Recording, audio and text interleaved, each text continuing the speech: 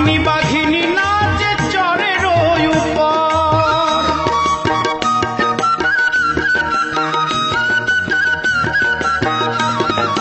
সেই নদীটির মাঝখানে ভাই তিন কোনায় একে চর, কামিনী বাঘিনী নাচে চরের উপর। জীবের যাওয়ায় আসা নদীর ভিতর,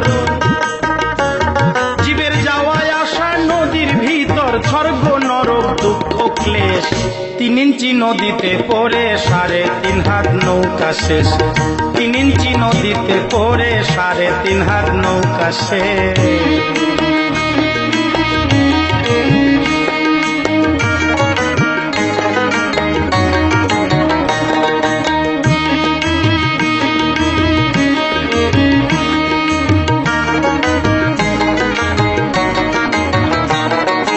সেই নদীটির চৌদিকে ভাই ভয়ঙ্কর জঙ্গল, তারই মাঝে পাতায় আছে বাঘমারা এক কল।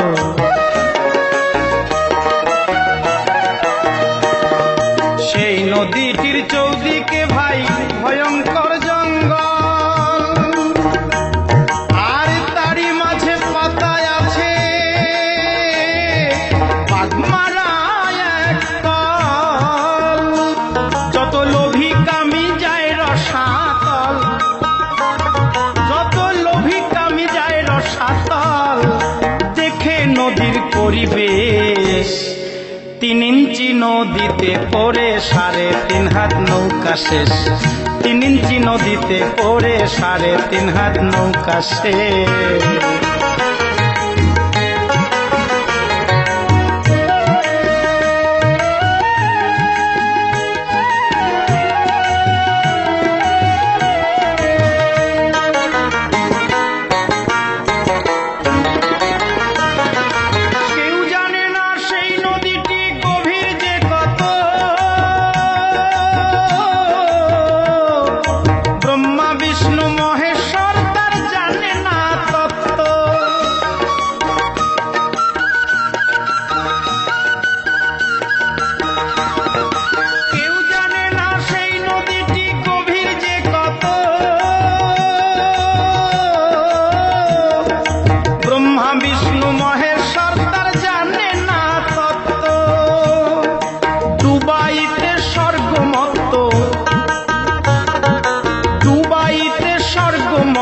লাগে নদীর এক নিমেষ। 3 ইঞ্চি নদীতে পড়ে 3.5 হাত নৌকা শেষ। 3 ইঞ্চি নদীতে পড়ে 3.5 হাত নৌকা শেষ।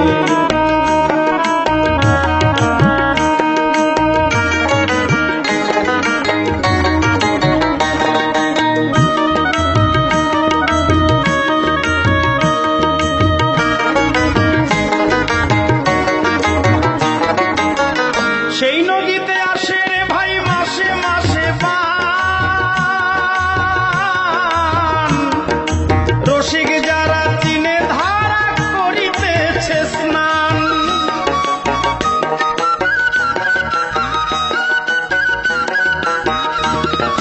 সেই নদীতে আসে রে ভাই মাসে মাসে বান,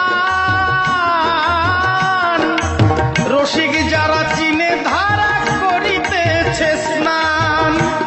গুরু অসীম না জানিয়া সন্ধান, গুরু অসীম না জানিয়া সন্ধান ধরলো ভাবার ভাবা বেশ। 3 ইঞ্চি নদীতে পড়ে 3.5 হাত নৌকা শেষ। 3 ইঞ্চি নদীতে পড়ে 3.5 হাত নৌকা শেষ। দুটো মাংস পিণ্ড লন্ড ভণ্ড, ওই দুটো মাংস পিণ্ড লন্ড ভণ্ড করিল এই সোনার দেশ। 3 ইঞ্চি নদীতে পড়ে 3.5 হাত নৌকা শেষ। 3 ইঞ্চি নদীতে পড়ে 3.5 হাত নৌকা শেষ। 3 ইঞ্চি নদীতে পড়ে 3.5 হাত নৌকা শেষ। Which of these has the least carbohydrates? This roll of bread, this bowl of rice, or this can of soda? It's a trick question. Although they may differ in fats, vitamins, and other nutritional content, when it comes to carbs, they're pretty much the same.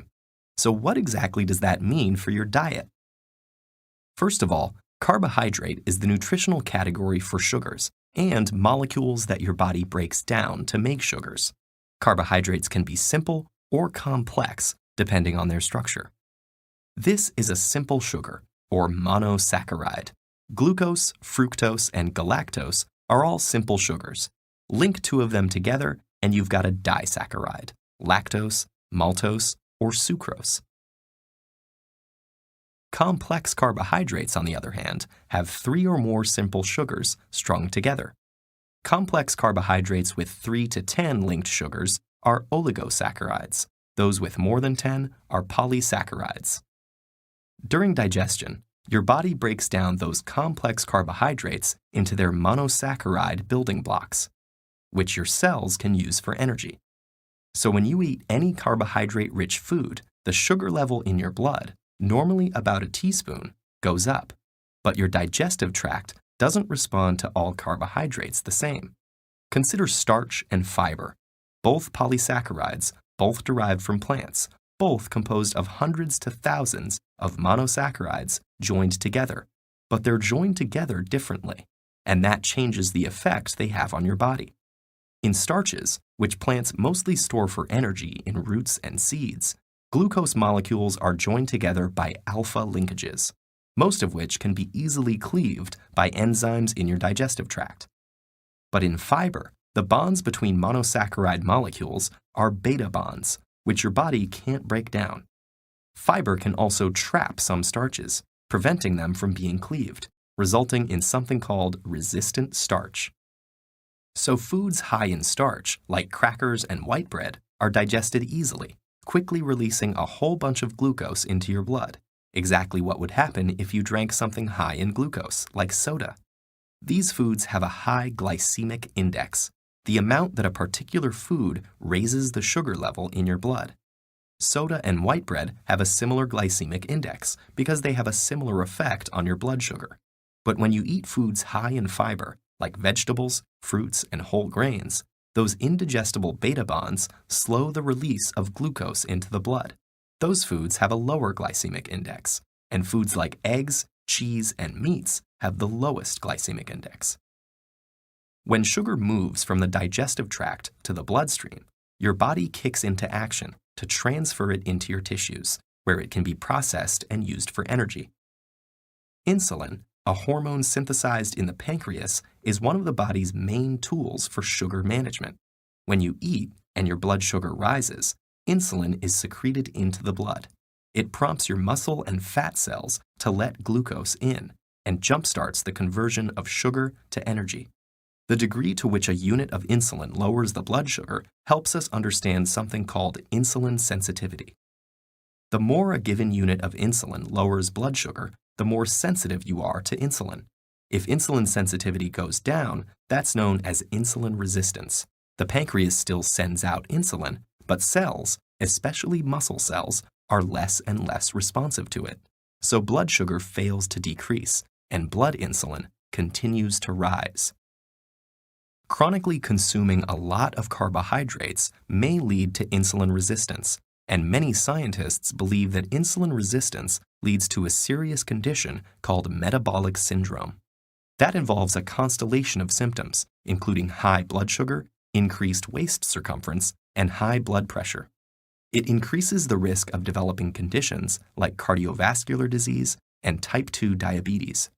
And its prevalence is rapidly increasing all over the world. As much as 32% of the population in the US has metabolic syndrome. So let's get back to your diet. Whether your food tastes sweet or not, sugar is sugar, and too many carbs can be a problem.